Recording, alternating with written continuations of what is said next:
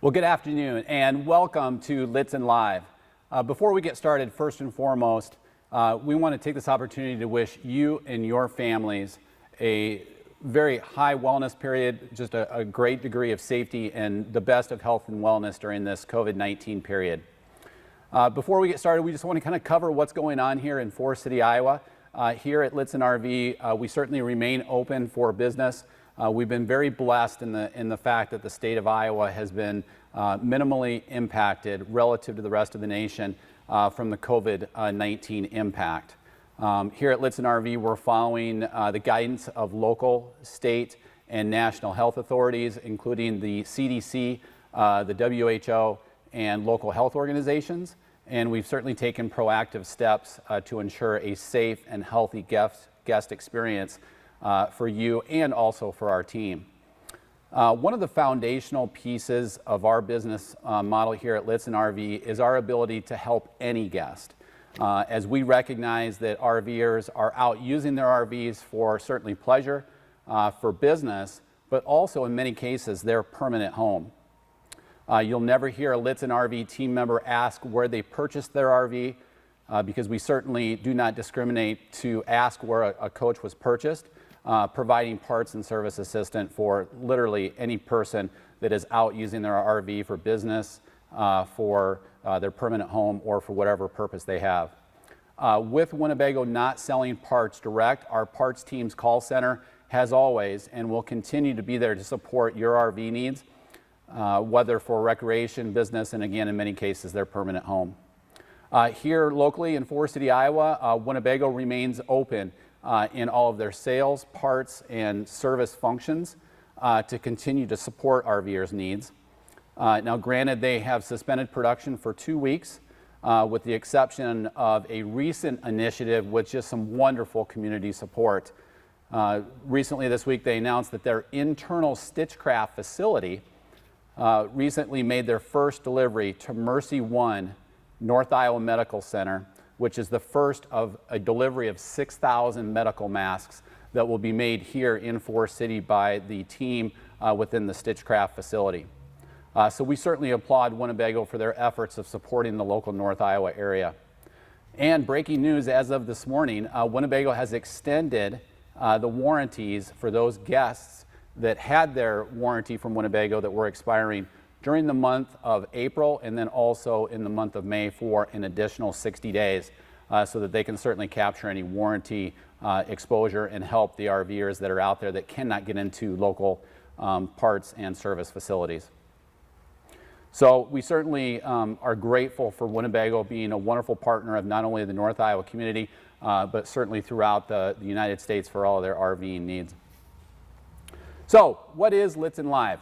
So we have a bi-weekly live broadcast that we'll be doing every Tuesday and every Thursday at 1:30 p.m. Central Time. And you can watch on our website as you can each month, and now Tuesdays and Thursdays on Lichtsinn.com.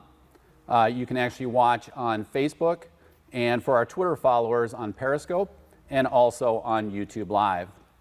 The goal of Lichtsinn Live is to cover value-added topics for you to go out and use your RV. We're not going to place any emphasis on any sales topics, and we've got some great information for you today. We're also going to bring in industry partners and also industry experts in their fields.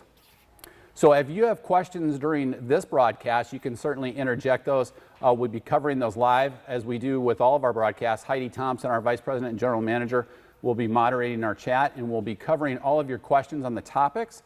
So we'll go through our main topic. We're then going to migrate into a feature teacher topic, and then towards the end of the broadcast, we'll cover the email grab bag, where we'll cover any type of a random question and open mic night for any question that you might have relative to the RV industry. Also, just a reminder, we can do the same type of a live interactive presentation as we do several times each day in the comfort of your own home or office on any of our in-stock RVs with any of our factory trained consultants. And we certainly has been doing a lot more of that just recently. So today's main topic on Lichtsinn Live is DIY, do-it-yourself maintenance items that you can do as you bring your RV out from storage. We have with us our RVDA RVIA Master Certified Technician, Ben Follman. And many of you know Ben because he does a lot of our how-to videos and is a great resource for all of our RVers. As you also know, his wife, Nicole Follman, is one of our factory-trained RV sales consultants. And so, Ben, I'm going to let you take it away on do-it-yourself things that you can do as you bring your RV out of storage. Okay, yeah. Like Ron said, I'm going to give you some tips on stuff that you can do at home right when you take your motorhome out of storage, just to kind of get it ready for the season. So a couple things we want to do. First of all, we'll talk about generators. So the main thing with generators are, when we first get them out of storage, we definitely want to check that oil level. Make sure the oil's up, and if it has been a while since you did an oil change, go ahead and do the oil change. Get that done. The main thing about generators too, after we do that oil change or check our oil, is we do want to run them. So we do want to exercise these generators a lot. They recommend 2 hours a month at least. You can put more on it, it's good. These generators are made to be ran, so definitely run them.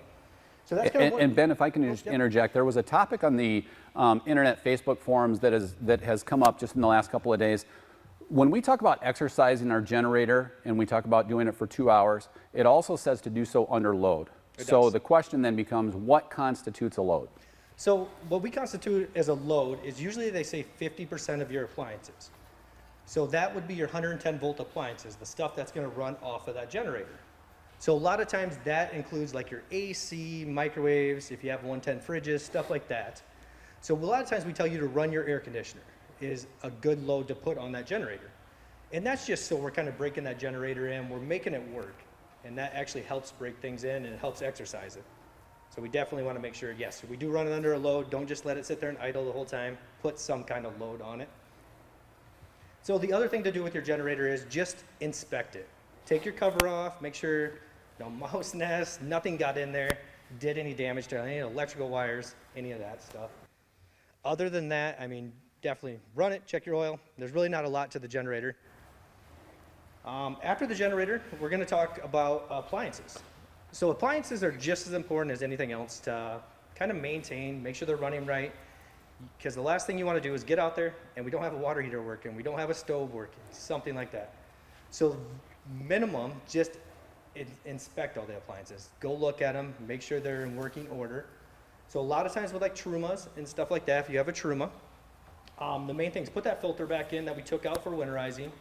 Inspect that filter, make sure there's no holes, any of that stuff. Inspect all the wiring, all that in there, make sure nothing got broke or eaten by mice or any of that stuff. Other than that, a lot of it is just running them. Make sure all the appliances run, function right. Make your experience as you're camping a lot better if all those appliances are working. So definitely go to your furnace, water heaters, stoves, I mean, anything that's gonna be using electricity, using gas, any of that stuff, make sure it's functioning right. Other than that, I mean, a lot of that stuff's gonna be visual inspections and then running them. And Ben, if I can interrupt with a question. Yep.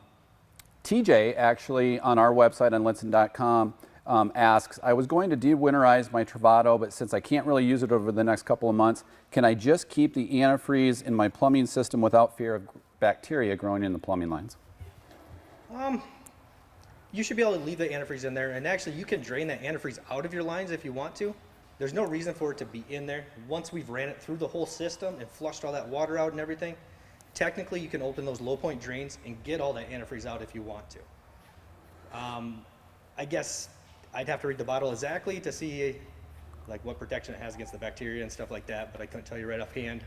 But if somebody does de-winterize their coach, is it a good idea to sanitize the freshwater system before they use it again? Definitely. You definitely want to sanitize your system no matter what. I mean, once a year at least on that, if not more often during the year, sanitize that system. And this might be naive and I might be sticking my throat out here, but is it a safe assumption to say a quarter cup of bleach for every gallon of water?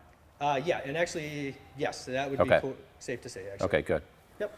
Well, thank you for that question, TJ. I'll let you keep going. Okay. All right, so next thing we can talk about is tires. So tire maintenance is pretty easy. Again, that's going to be a visual inspection. We're going to want to look at our treads, check our tire pressures, and then also look if our tire is cupping at all. So up on top, if it looks like it's cupping to the outside or inside, it's probably time to rotate those tires. So definitely take a visual inspection of those, make sure we have plenty of tread and everything. go around all 6 tires or however many tires you have and inspect them. And then also on tire pressures, Ben, just as a point of reference, we always recommend the tire pressure that Winnebago recommends inside the driver's door, if it has one, correct? Yes, yes. Okay. There should be a yellow tag inside your driver's door, if it has it there. That will be Winnebago's recommendation. Like for Views and Navions, it's always 61 pounds all the way around, every tire.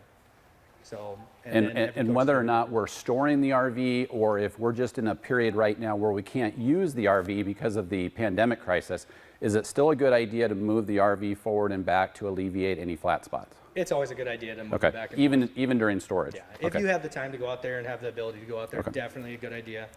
To, definitely move it forward and back, just so we're rotating that tire, we're not creating flat spots, any of that on that tire. All right, so again, tires are easy, tire pressures, and just visually inspect them. Next thing we can talk about is awnings. Awnings are, again, really easy to, check them over yourself. So pretty much the biggest thing is run the awning out, make sure we're looking for any rips, any tears, any of that stuff, make sure it's functioning right, coming out and in. You can check your lights on there, make sure those are all functioning right. Lubrication on awnings, we don't really need to lubricate them unless they actually get noisy. You can if you want to. Where we lubricate is any place that has a moving joint on it. So on a view would be any of those knuckles on those arms, we would lubricate just to relieve noises is pretty much what that's there for. But the main thing is just visually inspect it, make sure, no rips or scratches or rips or tears or anything on there. Otherwise, just run it. All right. Other than awning, we got batteries. Okay, so the main thing about batteries are, once we pull them out, we want to see what the voltage is. We might want to make sure they're fully charged. If you have wet cell batteries, we want to make sure we check that water level in those wet cell batteries. So a lot of times there's 2 caps on top on each battery that you pop off, and there's 6 cells in there that we're checking how much water is in there. We always use a distilled water for the batteries. And then what we want to do is want to fill it up. You'll see pretty much a little filter or funnel up on top. We want to stay just below that. That's an air gap. So the main thing is that all the battery cores are covered in distilled water. So that's that. Check your battery cables. Make sure they're tight. Make sure there's no corrosion. If there is corrosion or battery acid, take them off, clean them, put them back on. Pretty much inspect. If you see anything wrong with them, just take care of it right away. And if you go to charge your batteries, they're not taking a charge or anything, it's probably time to get that looked at, figure out why it's not charging. And Ben, we have a real good question from Jim, who chatted in on our website on Lichtsinn.com. So this is a 2020 View that has a 2,000 watt inverter converter all in one appliance.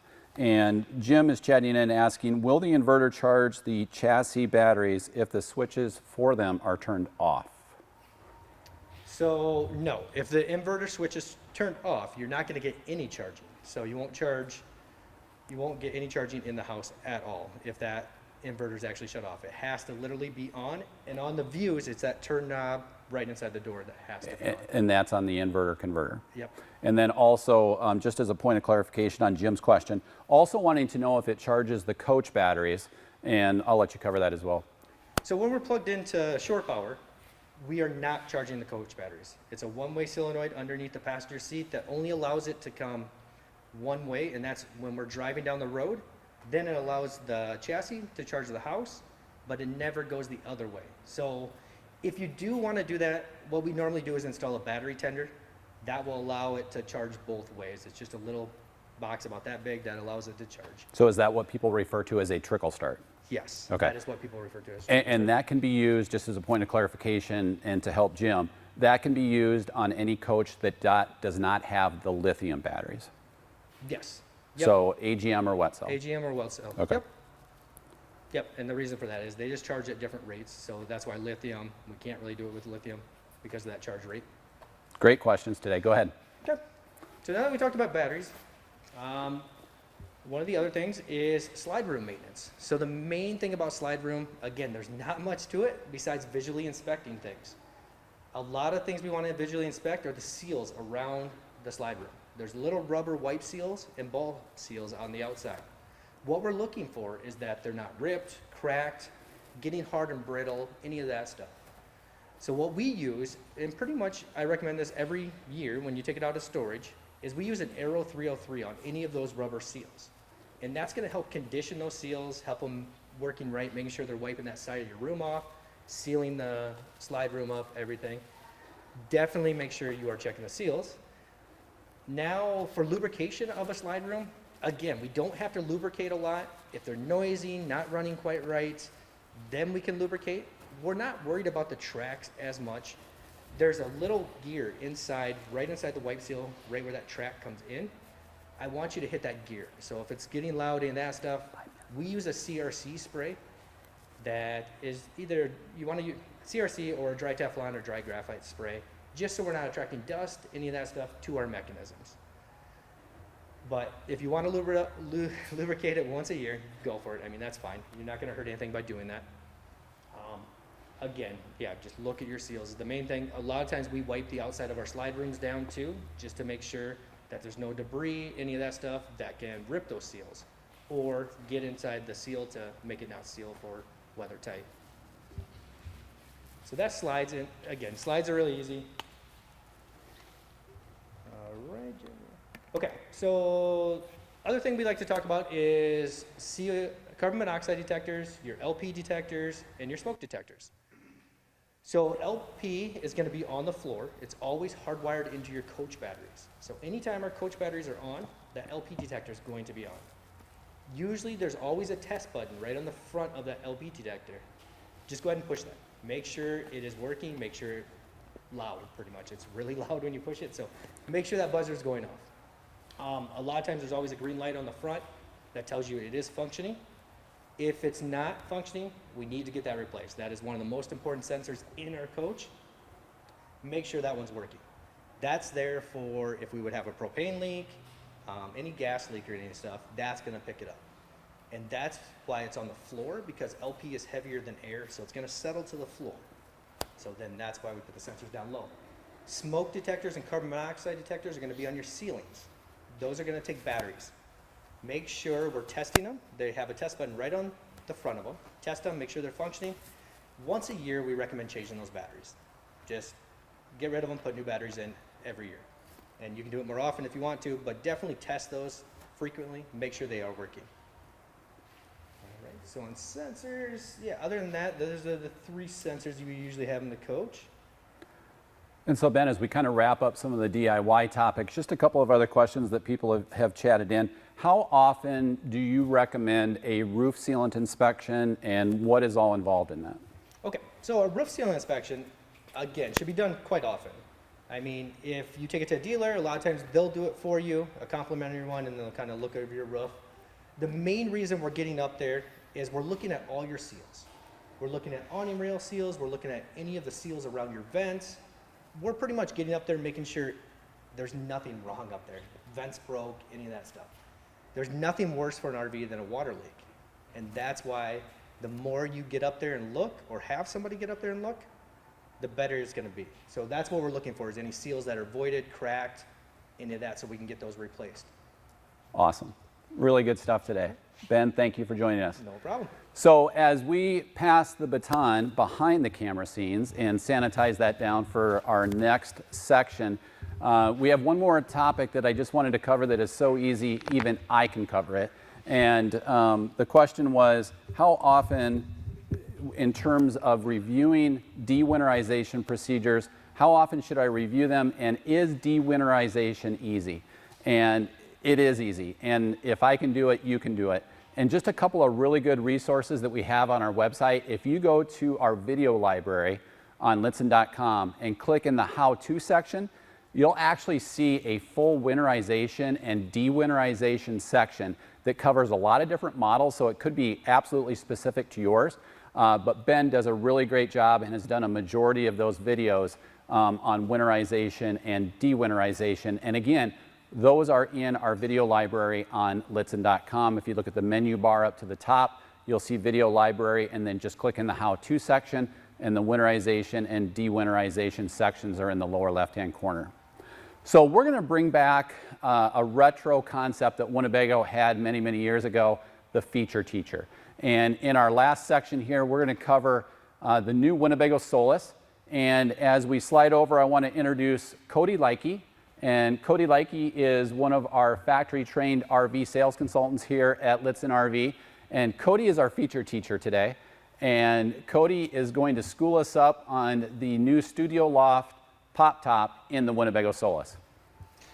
Thanks, Ron. I think what I want to spend the next few minutes doing is first cover kind of the design build and some of the things that I think are particularly neat and feedback from some of our guests that are currently using the Solis, and then highlight a couple of the key features I think are also of some great benefit. So at the front of the RV, I joke with Ron often. I call it a wind deflector. Ron, the technical term again was? It is a wind fairing. Wind fairing, thank you. But the wind fairing up front, what's really cool about it is it does, as I call it, the deflector, and moves the wind over the top of the pop top. So the reason I'm saying this is because when you're inside of this, I've been on a few test drives with guests on about a 10-mile loop, and it is surprisingly quiet in there, like deadening quiet. You can't hear anything. It's a very comfortable ride, and everyone that I've ridden with has been really impressed at how quiet it is, because I think one of the main questions with a pop top and a roof that essentially removes itself from the body and goes up is how loud is it going to be?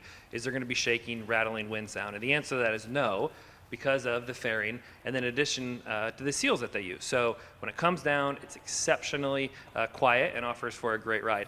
And I'm going to step inside real quick just to show one other thing, which is the ease of use. So a lot of the questions that we field over the phone from our guests is how easy is it to pull the pop top down and to put it back up? Because if you're going to get something with a pop top, you of course want ease of use. So with this Price is Right microphone in one hand, I'm going to grab the straps with the other two. So microphone one hand, straps in the other two, and you can see I can pull it down. When you pull it down, you want to be particularly careful to make sure that the canvas on the outside goes within the seals. But for the point of this exercise, you can pull it down, and then to put it back up, you simply give it a nice push, and you let the gas struts do the rest for you. So again, one hand, very, very easy to put up and down. Very stable when it's up. Of course, like we talked about, very stable and quiet as it's down. And so, Cody, as we talk about the pop top, all of the Vikings fans will appreciate this. Pulling the pop top down is a lot like going in and out of the Metrodome, Yes. correct? Yes. And so there actually is, it is sealed so tightly that there's almost kind of a vacuum suck when you bring that pop top down. And so obviously we have a door open, you can have a window open, but in the event that it's a complete downpour, I'll put you to the test here because we didn't cover this in advance. Okay. What would I do? In a complete downpour with the pop top up. Yep. No, pop top up and bringing it down. Pop top up, you're bringing it down. Don't want to open a window because it's a downpour.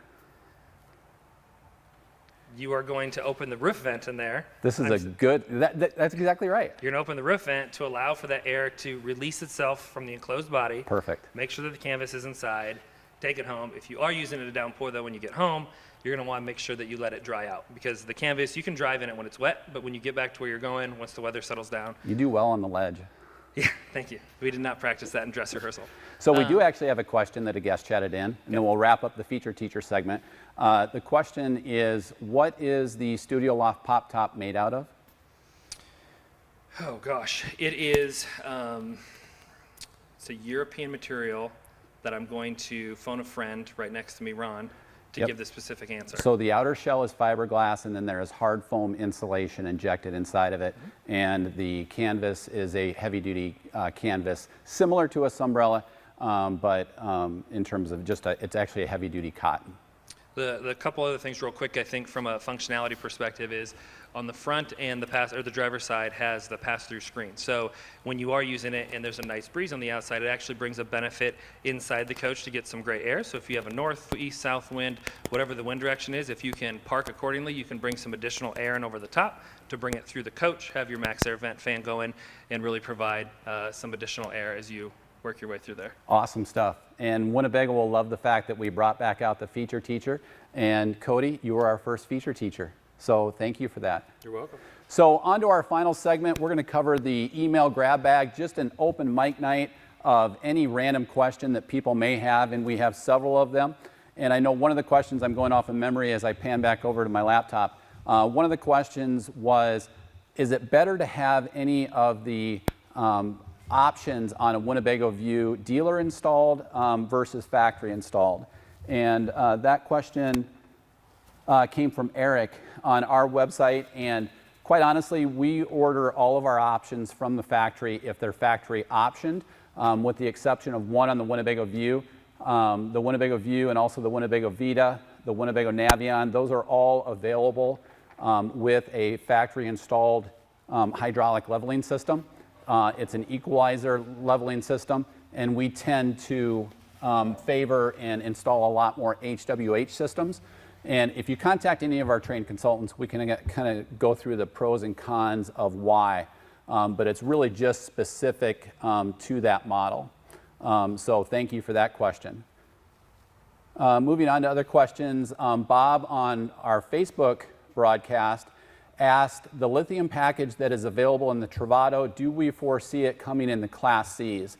And at this point, we certainly don't. There's a lot of mass to that system in terms of not only the size, but also just the insulative capabilities of keeping those lithium NMC grade battery pack systems certainly warm or keeping them cool. So some challenges there, but we certainly have not seen that in the product planning going forward. Also, Fred on our website on Lichtsinn.com chatted in earlier and asked, joined a little bit late, will this be available for viewing? And we certainly will archive this for viewing. We'll also talk about that on Thursday's episode as well in terms of how you can come back and view that later. I'm going to butcher this name, but I'll bet he's going to butcher mine as well. Grodek on our website asked, if you have nitrogen in your tires and the material to stop leaks, which I'm guessing he's referring to our multi-seal Kevlar DuPont-based product, can you add regular air to the tires to increase tire pressure if you do have a slight drop in air pressure? And you can absolutely mix that. It's not going to cause any problems whatsoever. You may just get a slight degradation in the nitrogen content, but it's going to be absolutely immaterial. Jim on our website chatted in, it's freezing in Michigan right now. Can you explain the engine block heater system in a 36G Forza? So the engine block system in a 36G Forza works very similar to what you might find in an over-the-road diesel engine. It literally is a block heater that runs up through the block. Odds are you're probably never going to need it. Here in Iowa, we have the same conditions as you do in Michigan. We have those same freezing temperatures. We typically never need it, but if you choose that you want to use it, you can turn that on for about 20 to 30 minutes before you start your vehicle. It'll warm the block, and long-term, over the life of that diesel engine, certainly will alleviate any premature wear and tear. Wrapping up, one more question on our website, a 2020 View with 200 watts of solar. How much amp should you see on a sunny day? How many amp hours per day? Really good question, and if you just want to chat in your email address, I'd actually like to get you the exact charge rates as opposed to me guessing. So if you just drop in your email address or shoot us an email at service@Lichtsinn.com or ron@Lichtsinn.com, I can get you a dead-on-nuts answer to that question as opposed to just providing kind of a range. Ron, there is one more question from Heidi from Forest City. Who Okay. has more YouTube viewers, Ron Lichtsinn or Ben Follman? Oh, that is a really good question.